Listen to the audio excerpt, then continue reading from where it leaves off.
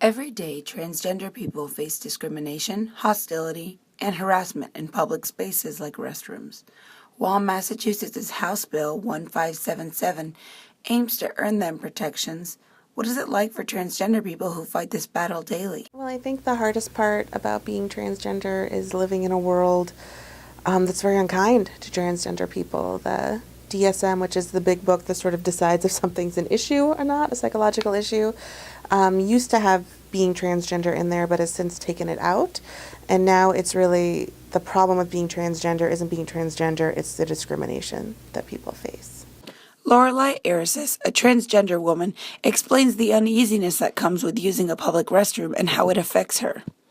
It still is to some extent, but for the first several years particularly, it was incredibly nerve-wracking. Every single time I had to use a public restroom, it was terrifying. I would have to gear myself up for something terrible to happen, to be harassed. The use of public restrooms and other public spaces comes with such unpredictability.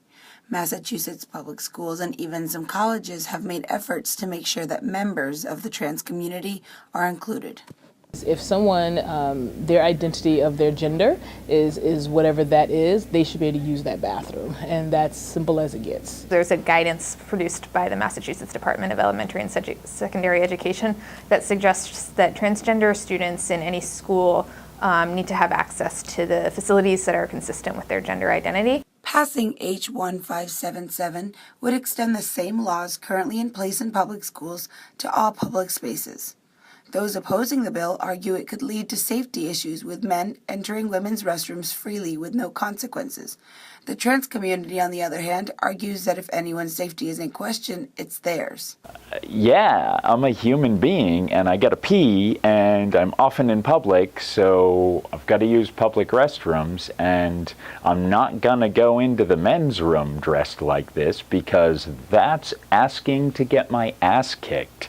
There's absolutely no indication that transgender people are running around restrooms harassing people or molesting them, and that's just a ridiculous presumption. Today, it is legal for any business owner to refuse service or ask any transgender person to leave a public space. The bill aims to put all citizens on an even playing field. I think a law would ensure that everyone knows they have the right to the same sort of service that all residents of the Commonwealth should have.